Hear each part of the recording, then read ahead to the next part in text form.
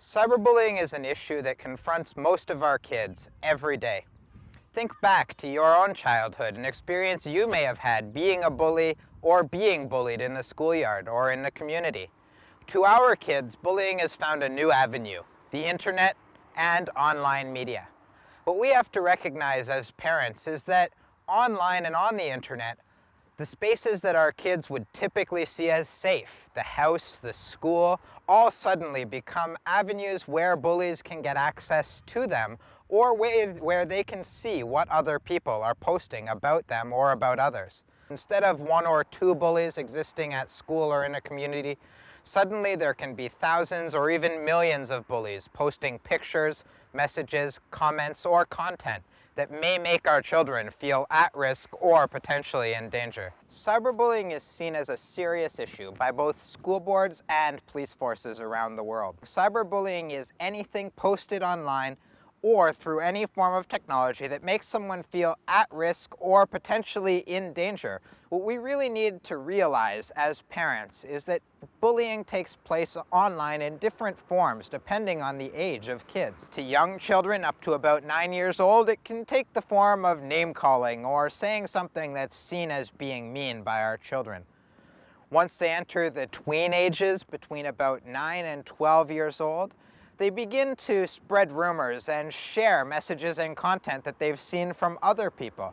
The challenge escalates once our children reach their teenage years, as typical name-calling and spreading rumors spreads into forms of harassment, both verbal and sexual in nature. And this can be much more difficult and have much more serious consequences. Ultimately, as a parent, we have to try and minimize two things. We have to try and minimize the consequences of the actions that our children take while they're online to prevent serious criminal charges or prevent issues within the school system from happening.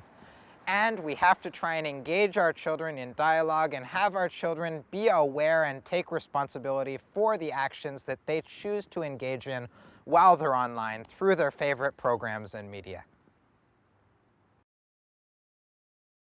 Bullying today hasn't changed very much from when we were kids, except that now it happens over technology as well. When I was younger, one bully made me not want to go to school, and his name was Evan. I remember one morning putting my foot down and saying, "Mom, I'm not going to school, Evan's gonna pick on me."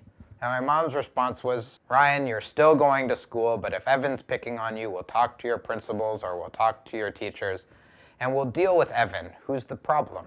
The school certainly isn't the issue." The internet, the computer, cell phones all work the same way. They're not the issue, but bullies exist there the same way that Evan existed in my schoolyard. The difference is that I knew when I got home from school and walked in the front door, it was really unlikely that Evan was going to knock on the door and say, "Ryan's mama, I didn't get enough bullying of Ryan in the schoolyard. Can I come inside?" If he'd tried, my mom certainly would have turned him away. But when it comes to cyberbullying or the use of technology, these bullies can follow our kids into the house or into the safe spaces of their life.